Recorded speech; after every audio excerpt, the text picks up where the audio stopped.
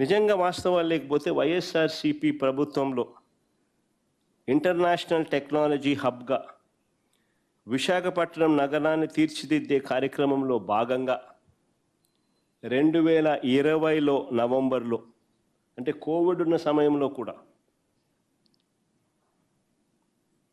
2020 నవంబర్లో అదానీ డేటా సెంటర్కు బీజం పడింది.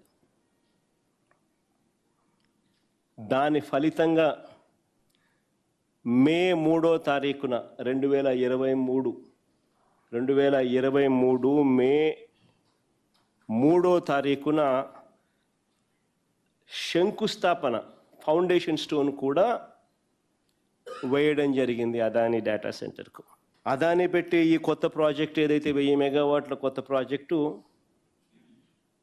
ఇంతకుముందు అదానీ పెట్టిన 300 మెగావాట్ల ప్రాజెక్టు గూగుల్ పెట్టే అని చెప్తా ఉండ ఈ 1000 మెగావాట్ల ప్రాజెక్టు ఇంతకుముందు అదానీ పెట్టిన 300 మెగావాట్ల data centre కొనసాగింపే project విస్తరణే.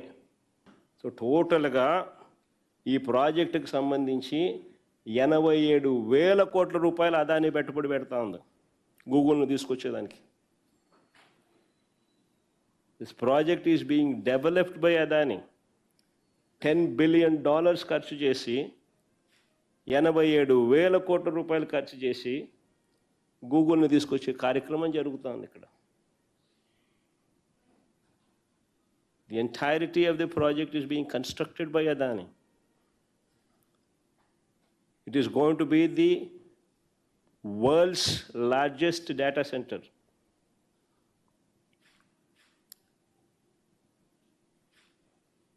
Spending 87,000 crores, $10 billion.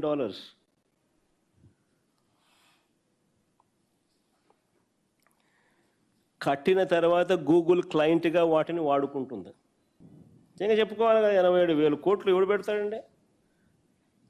$10 billion తీసుకొచ్చి ఇక్కడ పెట్టి ఇంత కష్టపడి సింగపూర్ గవర్నమెంట్ నుంచి కేబుల్ తిప్పించి కేంద్ర ప్రభుత్వము, సింగపూర్ గవర్నమెంటు, వైఎస్ఆర్సీపీ గత ప్రభుత్వము 87,000 కోట్ల పెట్టుబడి ఇన్ని పెట్టిన తర్వాత గూగుల్ వస్తుంది. క్రెడిట్ అనేది ఎవరికి ఇవ్వాలా?